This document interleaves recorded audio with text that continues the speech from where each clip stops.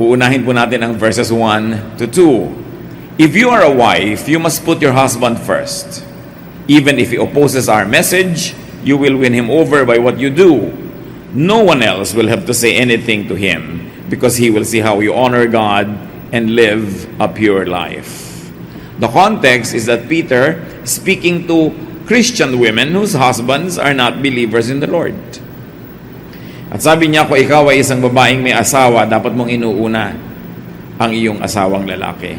Kahit pa sinasalungat niya ang mensahe namin ng mga guro ninyo, ay madadala niyo sila sa Panginoon, hindi sa pamamagitan ng pakikipagtalo, pag-aaway, kundi sa pamamagitan ng inyong kagandahang loob.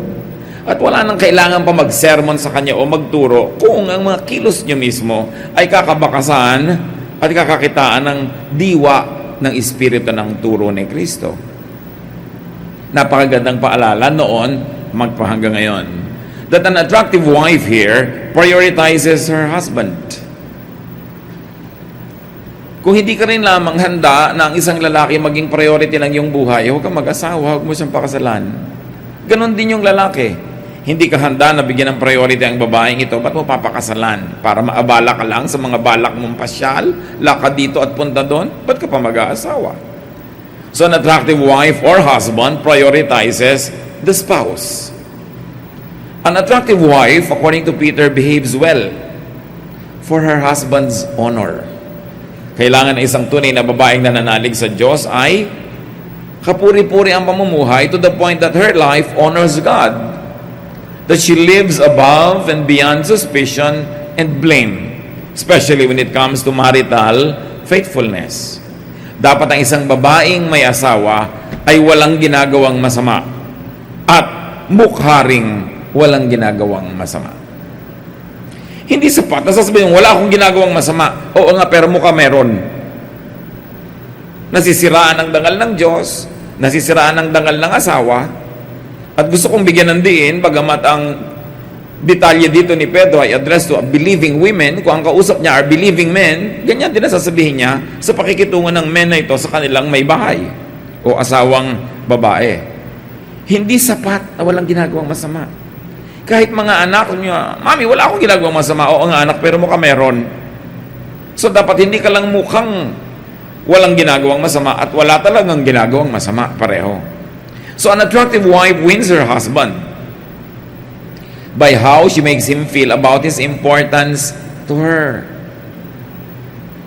Walang nangyayari sa isang babaeng o nakakilala sa Panginoon na hilig mag-Bible study, umattend ng choir, magkaroon mga ministry sa church, tapos pinapabayaan niya yung asawa, pinapabayaan yung anak, pinapabayaan yung bahay. Uuwi ang asawa, walang makain, kaya walang maisuot, hindi maayos ang bahay dahil lagi nasa prayer meeting si Ginang, dikones dito at dikones doon, kumakanta dito at may visitation doon, tapos ang sariling bahay na papabayaan. Sabi ko, kung gusto nyo talaga na madala sa Panginoon ang inyong mga kabiyak, unahin nyo sila, mahalin nyo, para hindi sila magselo sa Diyos, para hindi sila magselo sa church. Oras na yung husband mo nagsaselo sa church dahil nakikita niyang napapabayaan mo siya, tapos panay ang prioritize mo sa iyong mga ministries, mahihirapan kang dalhin siya sa Panginoon. Kaya hindi sapat yung naglilingkod kasi ako sa Diyos, because your family is your first ministry. Marami pang paraan ng paglilingkod. Marami pa nga mga kabataan magbibigay sa akin ng tanong, Pastor, gustong-gusto po mag-church, di po ba dapat unahin ng Diyos? Pinipigil po ako ng parents ko kasi unbelievers po sila. Ano pang dapat kong gawin? Siyempre ang payo ko, stay home. Hindi ka pala pinapayagan, minor de edad ka, wala ka pa sa sarili mong disposisyon, obey your parents. Pero di ba pag una ang Diyos dapat? Oo, pero nasa bahay nyo rin naman ang Diyos. Pwede kang mag-worship doon, pwede kang kumanta doon, pwede kang gumawa ng paraan, at kung nasa school ka, kung may Bible study group, mag-attend ka. It's important to give priority to our family. Hindi gusto ng Diyos na nakakahiwa-hiwalay ang mag-anak. At wala pang nakipaghiwalay sa kamag-anak dahil sa relihiyon na nadala yung kamag-anak niya para sa Panginoon. Kailan unahin mo? Dahil kung marunong ka rin naman mag-una nun, aani rin ang iyong tanim. At hindi mo lang ginagawa yung para umani, kundi dahil talagang ang pamilya, ibinibilin sa atin na priority natin ang ating family. Kailangan natin yan pinaglilingkuran. So an attractive wife is all that. 1 Peter 3:3-4 adds, more definition to the beauty of a woman or the good looks of a man don't depend on things like fancy hairdos or gold jewelry or expensive clothes to make you look beautiful. Be beautiful in your heart by being gentle and quiet. This kind of beauty will last, and God considers it very special. Now, good grooming and ornamentation is not the culprit here. It is dependence only on it for value. Many people tend to misread these verses. Kaya may mga sekta na bawal mag-alahas, bawal magsuot ng hikaw, bawal magsuot ng ganito, bawal na magpusod, magtirintas. Kailangan ilugay mo lang yung buhok mo dyan, huwag mo siyang kailangan laging bigyan ng pansin dahil nagiging sobrang literal ang pagbasa sa verses. Kung tutuusin, ang tunay na malalim na kahulugan dito ni Pedro is, huwag mong iasa lang ang kagandahan mo sa panglabas. Unahin mo yung gandang pangloob. Pero hindi naman sinasabing, magmukhang tiriringgay ka na sa labas. Huwag ka na mag-shampoo, huwag ka na mag-ayos, at magmukhang losyang ka na lang forever. No, because God is God of beauty. And even the temple, when the temple was made, God had very specific instructions how it would be ornamented, decorated, and beautified. So alam natin na hindi yun ang kahulugan. Ang sinasabi lang, kung yun lang ang inaasahan mo para ka magmukha maganda, na nagkakanda utang-utang ka na, nagkakabaon-baon ka sa mga kung ano-anong utang, hindi ka na nakakapagluto ng masarap dahil hinihuhulog mo sa mga hikaw mong kay lalaki, hindi ganyan ang ibig sabihin na maganda. Pero kung napagsasabay-sabay mo naman yun, lalo't inireregalo pa nga sa inang asawa mo, ano naman ang masama na isuot mo yun? Dahil ang lahat ng magagandang bagay, ang mga hiyas, mga perlas, precious metals, are also created by God. And whenever you use them, not to eclipse your spiritual beauty, but to enhance, God is glorified because God is God of beauty. Huwag nating dadalhin yung mga ganitong verses to exaggerated misreading because they become very oppressive. And the tendency of people who read it that way is that they also become very judgmental of others. Kaya kung isa kang babae na ang nadinig mo at naituro sa yung interpretasyon ay literal na literal, ang tendency mo, hindi ka lang hindi mag-aalahas, hindi ka lang hindi mag-aayos ang buhok, i-judge mo rin ang lahat ng kapwa mo babaeng nag-aayos. And then it goes against the very nature of Christian teaching of non-judgmentalism. So do not carry this teaching too far. Do not take it too literally, because biblical language could be symbolic or could be exaggerating many times. Tulad ng pinagtinatawag nila, Sea of Galilee. The Sea of Galilee is not a sea, it's a lake. It's a very small lake. But to exaggerate its significance to the people around that lake, they call it sea. Ganun, kailangan na unlock natin yung how to read the Bible. And most of the time you say, well, because it's an Eastern literature, and it was written long ago, the tendency is for the language to employ exaggeration. To be dramatic. Parang sinabi mo, malungkot ba yung pelikula? Bumaha ng luha sa sinehan. Siyempre, hindi naman talaga literally bumaha. Kaya mga sabing mula nang inibig kita at binugo mo ko ay luha ang aking banig. Luha ang aking unan. These are all poetic language. And the Bible was written that way. So huwag natin siyang babasahin at i-apply to very absurd proportions that we become enslaved, trying to follow it to the letter in a very, very oppressive way. Now, going back to what Peter was saying about women, 1 Peter 3:5, long ago, those women who worshiped God and put their hope in Him made themselves beautiful by putting their husbands first. So, pag nagtanungan yung mga misis, anong ginagawa mo ngayon? Nagpapaganda. Naglalaba ka, ano? Kasi by putting their husbands first. Anong ginagawa mo? Nag-beautify. So, pinagluluto mo yung husband mo. Kasi daw noon, ang pagpapaganda ng mga babae ay dinadaan nila sa pag-uuna sa pangangailangan ng kanilang asawa. But of course, this prioritizing of husband does not only mean na maging chimay ka, na maging kusinera ka, maging labandera ka. Mas may malalim siya kahulugan. Na inuuna nilang uri ng pagpapaganda ay paglilingkod sa asawa sa pamamagitan ng pagiging tapat. Maging malinis na babae, tapat na babae na hindi nangangalon niya, hindi na chichismis sa kapitbahay, hindi gabing-gabi na wala pa, hindi kung sino-sinong mga kasama. Yun ang sinasabi ring unahin mo ang iyong asawa. Kesa sa hilig mo halimbawang mamasyal, kesa sa hilig mong gumayak-gayak. Lalo kung ang asawa mo halimbawa nasa abroad, kanino ka naman sobrang magpapaganda? Diba? So, mapag-iisipan ka ng kapitbahay mo, labas ka ng labas, ang ganda-ganda mo, tapos wala yung asawa mo. So sabi, unahin mo ang asawa mo, ang ibig sabihin, yung dangal niya, unahin mo kaysa sa hilig mo at katinang yung paa na mamasyal. Lalakad ka, dapat kasama mo lagi mga anak mo para hindi ka na pag-iisipan ng masama. At kung hindi anak mo, kailangan hipag mo, kamag-anak ng asawa mong lalaki para wala silang masabi sa'yo dahil sila mismo yung kasama mo. Kung ang kasama mo lang, kamag-anak mo, baka sabihin pa nila, kinukonsinti naman kamag-anak nila. Pero in-laws mo kasama mo, biyanan mong kasama mong mamasyal, mag-spa, hindi ka magchichismis. This is what it really means to prioritize your husband, to prioritize his honor, his dignity. Lalo ngayon, napakarami pong mga mag-asawang hindi magkasama dahil sa trabaho, mga ginang at mga Mr. Den. Hindi nyo kailangang sobrang magpa-sexy, magpaganda, lalo't wala naman yung asawa nyo. Yun ang pagtitiis at yun ang sakripisyo na hinihingi para sa mga banal na babae at ganoon din sa mga banal na lalaki. Kailangan hindi nalalagay sa alanganin ng dangal ng inyong kabiyak. But all being said, Peter was saying that women should not depend on outward decoration for beauty. Hindi sinabing don't decorate.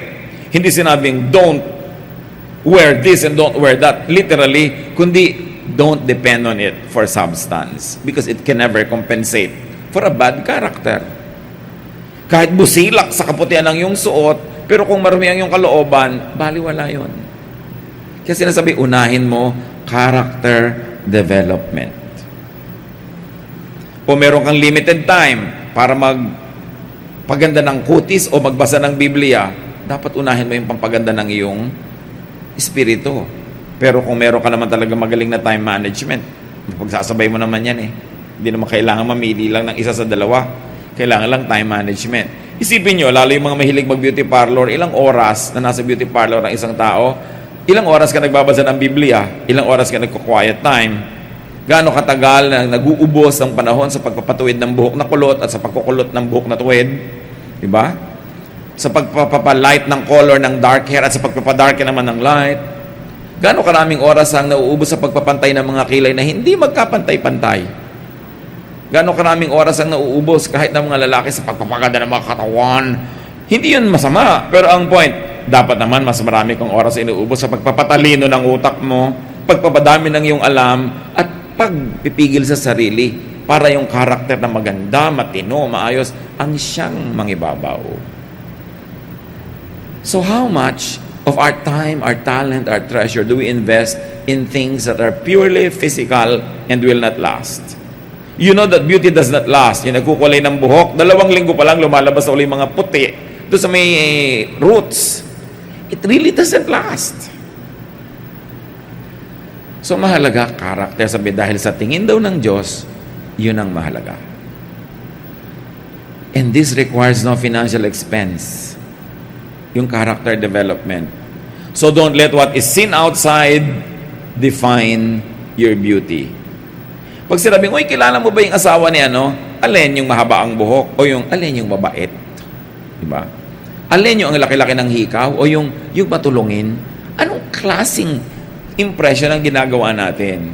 Kasi hindi lang tao ang nakakakita. Ang pinakamahalaga sa lahat, our audience of one, the Lord, who is pleased when the Lord sees good character at work. So be beautiful inside by being gentle at sabi, and quiet. Hindi maganda yung babae na sobrang bungangera. Malakas magsalita, malakas tumawa. Yung nakita mo na yung ngala-ngala pag tumatawa, kahit maganda yung skin niya, baduy pa rin. Sabi, gusto mo maging magandang babae ka, yung maging mayumi ka, no? Hindi yung pag nakaupo, nakabuka ka. Pag naglalakad, parang kabayo. Kung makakembot, parang karetela sa bakubakong kalsada. Sabi, kailangan gentle, quiet. Yung nandyan siya, tapos mapapasik, ay, nandito pala siya. Hindi ang ingay-ingay niyang, tadang, eto ako. Binabaligtad kasi yan because of the showbiz orientation of today's culture. Kailangan ipinagsigsikawan mo maganda ka. Kailangan 5 kulay ng buhok mo at mga kintab-kintab pa para katingnan. Tapos pag tinanong ka, spell no. Sabi mo, ano yun? Hindi mo pa kayang spellin pala yung no. Pero ang daming kulay ng buhok mo. So mahalaga. Hindi pa samang may kulay, pero dapat pagka naman kinausap ka, ay, hindi lang pala buhay niya, ang buhok niya ang makulay. Pati katalinuhan niya, maganda. Sabi, don't settle for something that is superficial. Because superficial is only for 3 seconds. What can sustain is character. Nakita nyo yung kagagandang mga artista, bakit sa kabila ng ganda, hinihiwalayan pa rin ang asawa? Kasi hindi matiis ang ugali. O hindi matiis yung laging insecure dahil hindi siya secure enough because sa kagandahan ng asawa mo, ang daming umaaligid at sa pagkilos naman niya, mukhang pagbibigyan niya, talagang mababaliw yung asawa mo sa pag-aalala. Kaya ang nangyayari, nagkakahiwa-hiwalay. Inner beauty, good character is a kind of beauty that lasts and God loves. So kung may beauty project, ang beauty project ko, kailangan tumuwid ang buhok ko, o lumiit ang baywang ko, o matanggal ang mga pekas ko at mga kulugo sa mukha, etc. Dapat meron ka ring inner beauty project. Babawasan ko ang kadaldalan, babawasan ko pagchismis, babawasan ko pag-iisip ng masama, mas magiging mabuti akong asawa at ina o ama. Yung inner beauty project. Outer or outward beauty is temporary. It is costly. It's high maintenance. Ang buhok, pag sinunod mo yung arte, hindi na lang sapat ngayon na ginugupit. Kailangan sina-shampoo, kino-conditioner, may leave-on conditioner pa, may highlight pa yan. At ang buhok, pati ngayon, ay nire-relax na rin. Dahil stressed ang buhok. Nagpapaloko kayo sa mga advertising para lahat ng pera nyo mapunta doon, tapos ang ulam nyo, 3 dilis. Hati-hati kayo anak sa dilis, mahal magpa-straight ng buhok ha. Tapos pag yung ulo mo, nahihilo ka tuloy. Hindi natin pinagpapapaniwalaan dapat yung mga nakikita nyo na computer-enhanced advertising. Walang ganong buhok sa totoong buhay. But it's really not just about looks, even among men. 1 Samuel 16:1-7, kala nyo babae lang yun? One day, God said, Samuel, I've rejected Saul and I refuse to let him be king any longer. Stop feeling sad about him. Put some olive oil in a small container and go visit a man named Jesse who lives in Bethlehem. I've chosen one of his sons to be my king. So sabi nitong si Lord, alam mo, sobra na ang mga kamalian niyang Saul na yan, ha? Tama na ang pagiging king. Pipili na ako ng iba. Sige, maganda ka, at huwag kang mag-inarte dyan, ha? Don't be sad for him. We've given him a lot of chances. Magdala ka ng oil, may ipapa-anoint ako sa yung bagong magiging hari ng Israel. So when I show you which one of his sons I have chosen, pour the olive oil on his head. Samuel did what the Lord told him and went to Bethlehem. When Jesse and his sons arrived, Samuel noticed Jesse's oldest son, Eliab. He has to be the one that the Lord has chosen, Samuel said to himself. But the Lord told him, Samuel, don't think Eliab is the one just because he's tall and handsome. He isn't the one I've chosen. People judge others by what they look like, but I judge people by what is in their hearts. Nung makita nito si Samuel, ang pagkagwapo-gwapo at pagkatangkad-tangkad na si Eliab, sa niya, ito na. Hoy, tumigil ka. Nakakita ka lang na matangkad at gwapo, kala mo yun na. No, hindi siya ang napili ko. Ang tao tumitingin sa panglabas na anyo, pero ako hindi. Tumitingin ako sa puso. Now, don't get the verses wrong. Maraming matangkad na, gwapo pa, maganda pa kalooban. Eh, bonus talaga yon. Ganon din, may mga babaeng ganon, magaganda na, mabubuti pang kalooban. Bonus. Pero sabi, kung yun lang ang pagbabasihan mo, mapapahama kayo lahat. Sapagkat maraming kagandahan ay bihirang maging tapat, sinabi ng mga matatanda. So what is our conclusion about these readings? How do they relate to us? When you develop yourself, when you seek a partner, when you choose workers, when you appraise others, Do not prioritize, do not capitalize on, and do not be proud of just physical beauty. Interviewer kayo, marami kayong i-interviewin, huwag kayong masilaw sa ganda. Mamimili kayo na magiging papa, mama. Huwag kayong magpasilaw sa ganda. Ang hanapin nyo, character. Kasi yung ganda, isang barog lang nun, pwedeng mawala. Isang pagkakadapa niya sa release ng trend, pwedeng mawala ang kagandahan niya. Ngayon, kung maganda na, pero yung character, nauna na, edi bonus. Pero according to many studies, pag batangkad ka't maganda, malalaki sweldo. Malaki agad ang ino-offer ng interviewer pagka maganda at matangkad, which is wrong. Kasi napakaraming magagaling na tao na hindi gano'n ang panggulat nila physically. No? Kaya importante, huwag kang pabubulag, lalo decision maker ka. At lalo kayong mga babae, pipili kayo ng asawa, mapapangasawa. Kung may magandang karakter talaga, magandang karakter, pareho, isang gwapo, isang hindi masyadong gwapo, pumili kayo ng, hindi nyo masabi, no? Kasi wala kayong masyadong kaagaw. Ang hirap daw nung may asawa kang gusto rin maging asawa ng buong barangay. Lagi ka nakikipag-compete, lagi kang insecure. No? Kasi sabi nila, sa dilim naman daw, pare-pareho na rin yun. Kaya, huwag kang masyadong magpa-impress sa mga may itsura. And do not invest only on physical beauty. Huwag puro doon napunta ang pera. Gaano karami sa inyong namimili ng mga magagandang libro para basahin? Nag-i-invest at umaate ng mga seminar na may bayad. Bakit pag Bible study, pagka seminar, pagka tungkol sa mga kabanalan, gusto libre. Gusto pakain pa ng libre. Pero nagbabayad ng 600 para ituwid ang buhok. Libo-libo pa kaya ang binabayad eh. No? Pero pagka Bible, wala bang libreng Bible? Pagka seminar, wala bang libreng seminar? Pagka youth camp, wala bang libre o discount? Pero willing na willing magbayad, no? Para iurong ang pusod sa baba at maging dimple. Parang, bakit ganun ang mga warp values sa mga tao? Ang mga doktor na mga nasa ER, yung mga talagang agaw buhay, walang ibayad. Kaya tuloy yung mga doktor, walang kitain dahil, syempre, agaw buhay, gagamutin mo na dahil namamatay na to, dumudugo. Pero yung mga doktor na nagpapaganda lang, naglilipat ng nunal dito, gano'n, ang lalaki ng mga kinikita. Kasi ang mga tao willing magbayad ng limpak-limpak sa pagpapaganda, pero hindi sa pagliligtas ng buhay. Do not invest only on that. Huwag lang maging pa-beauty, kundi dapat maging mabuti. Sandali lang ang ganda. Natatandaan nyo nung 1970s, very early 70s, yung pelikula ni Franco Zeffirelli, Romeo and Juliet, si Olivia Hussey. Pagkaganda-gandang babae.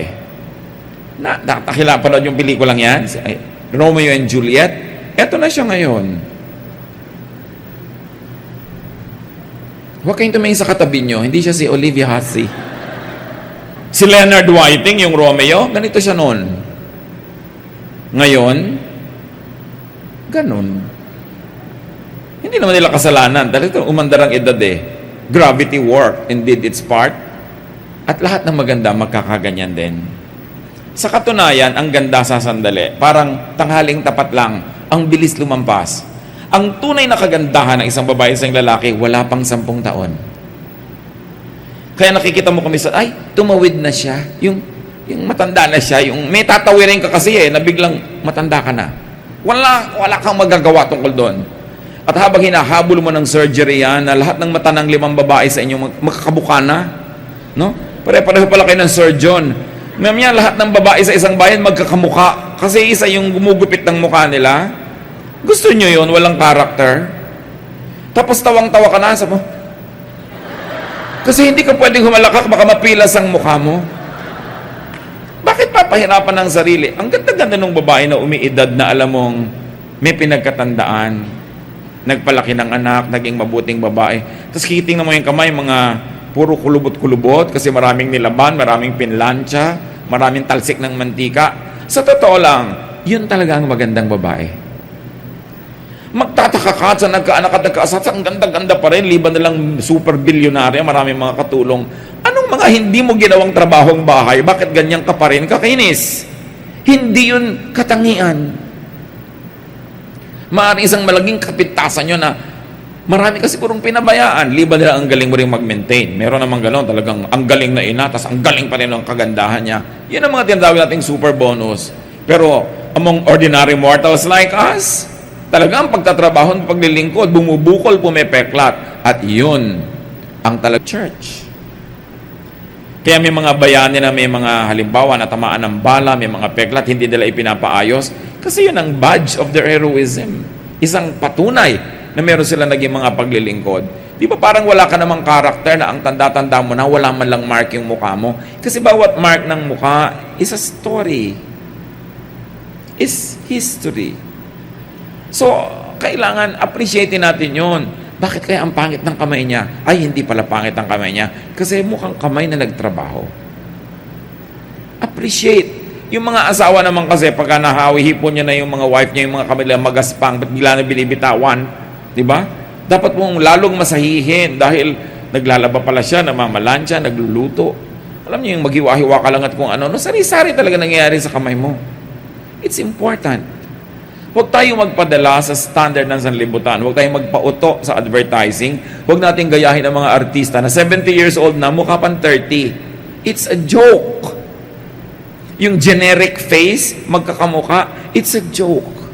Don't be enslaved by such warped values. Be free. Age gracefully. And the years will show in your face, in your hands, in your body, and those creases and those warts and those scars tell of a wonderful service to humanity. You are a very beautiful person. Be humble, be good, and be substantial.